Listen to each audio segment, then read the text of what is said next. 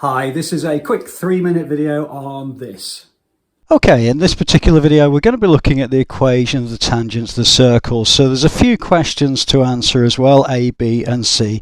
So the first one that we're going to look at is the gradient of the line OQ. So that's this line that goes basically as the radius of the circle. So if we're looking at the gradient, gradient is going to equal to the way I would write it would be y2 minus y1 divided by x2 minus x1. Now, some people will say the difference in y divided by the difference in x, and that's perfectly fine to do that.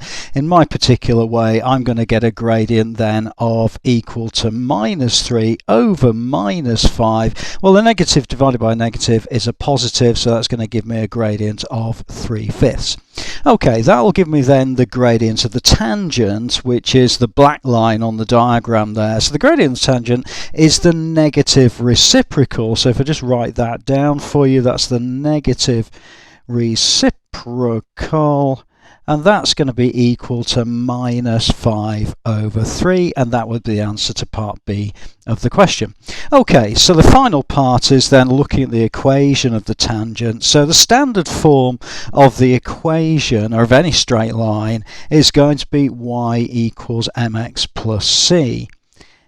Okay, where what we mean by that is that m is the gradient and c is the y-intercept. So what we've actually got is that the gradient is minus 5 over 3, and then we've got x plus c. Now we're told that on that line we have the point minus 5 minus 3, so we can use that information in this to actually work out then the value of the y-intercept, the constant c.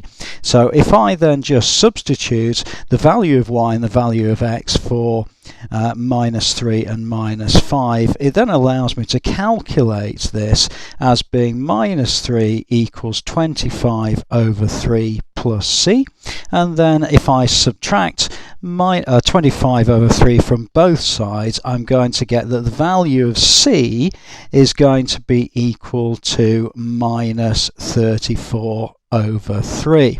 And actually now we've got the components that we need to answer this particular question, that the gradient of the tangent is going to be y equals minus 5 over 3x, which is the gradient, and then the plus the y-intercept, which is going to be minus 34 over 3, and that would be the answer to that particular question. Okay, so I hope the video was useful. Please do add a comment below if you're not sure about anything. I'll always come back to you. Subscribe to the channel. I'll look forward to seeing you inside the next video.